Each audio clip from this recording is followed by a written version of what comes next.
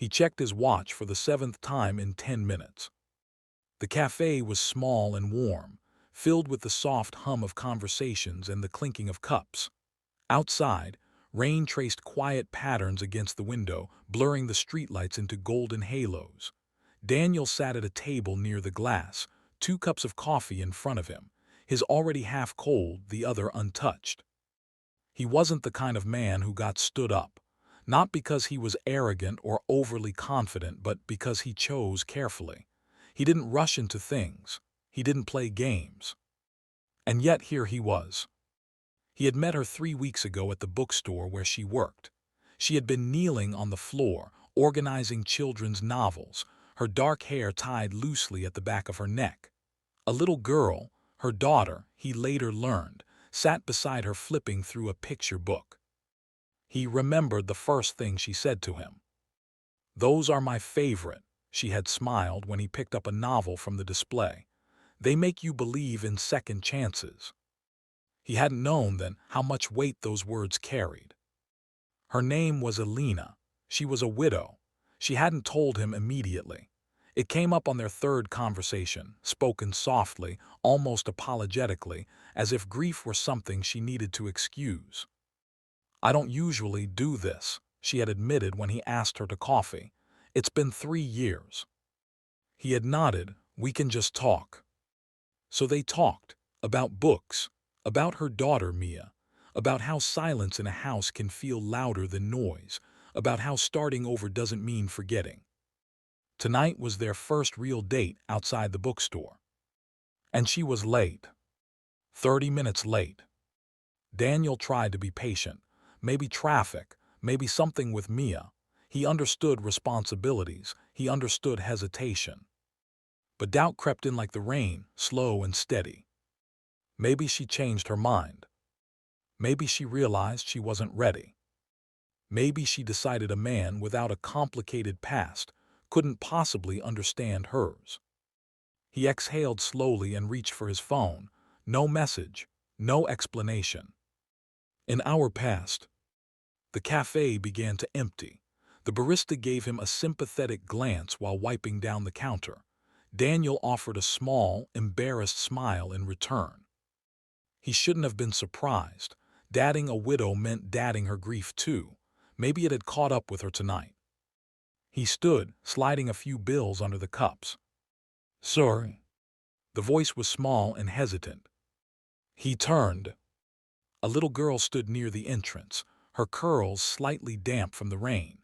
She wore a yellow raincoat and held a stuffed rabbit by one ear. He recognized her immediately. "Mia." She nodded. Relief and confusion tangled inside him. "Where's your mom?" Mia glanced toward the door, then back at him. Her lower lip trembled just a little. "Mommy's just wiping her tears," she said softly. Daniel's heart dropped.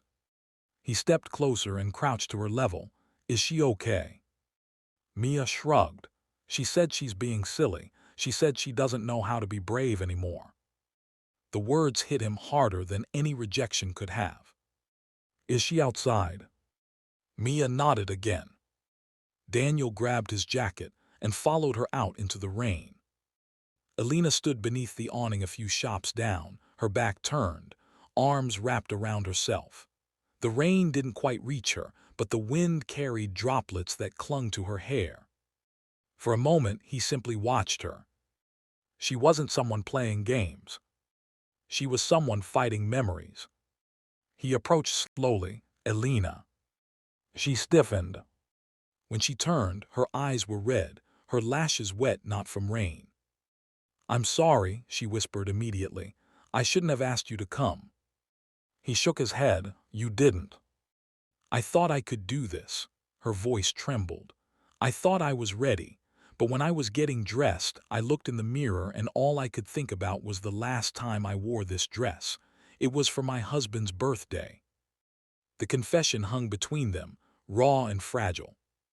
"I felt like I was betraying him," she continued. "And then I felt stupid for feeling that way. And then I thought maybe you deserve someone who doesn't carry ghosts to dinner." Daniel stepped closer, careful not to rush her. I don't mind the ghosts, he said quietly. I just don't want you facing them alone. She looked at him, disbelief flickering across her face.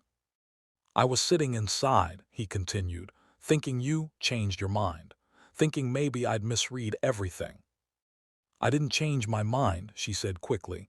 I just got scared. He gave a small, understanding smile. That makes two of us. Mia appeared between them, clutching her rabbit. Mommy, she said gently, tugging Alina's coat. He waited. The simplicity of it made Alina break down again, though this time her tears seemed lighter. Daniel extended his hand, not to pull her, not to pressure her, just to offer. We don't have to go back inside, he said. We can walk, or just stand here or reschedule. I'm not in a hurry. Alina looked at his hand, as if it were something precious. You're still here, she said softly. Yes, he replied, I am. She took his hand. It wasn't dramatic. There were no fireworks or sweeping gestures, just warmth in the middle of cold rain. They walked slowly down the sidewalk, Mia skipping slightly ahead of them, humming to herself. Alina squeezed his hand once. I almost didn't come. But you did. She nodded, because Mia said something before we left. Daniel glanced at the little girl. What did she say? Alina's lips curved into a faint smile. She said, if he waits, maybe he's the kind that stays. Daniel felt something shift inside him, something steady and certain. He wasn't trying to replace anyone. He wasn't trying to erase a past. He just wanted to be present. They found a small diner still open down the street and slipped inside, shaking rain from their sleeves. The waitress brought 3 hot chocolates instead of coffee this time. Mia insisted they clink mugs like a team. Alina laughed, a real laugh now, bright and unguarded. Daniel realized something important in that moment. Love the second time around isn't about grand gestures. It's about patience. It's about sitting alone at a table and choosing not to leave. It's about understanding that healing doesn't move in straight lines. Later, when he walked them to their car, Alina paused before getting in. I can't promise I won't have moments like tonight again, she said honestly. I don't need promises, he replied, just honesty. She studied him for a long second. Why did you stay? She asked. He considered it. Because you were worth waiting for, he said simply, and because sometimes the bravest thing someone can do is show up scared.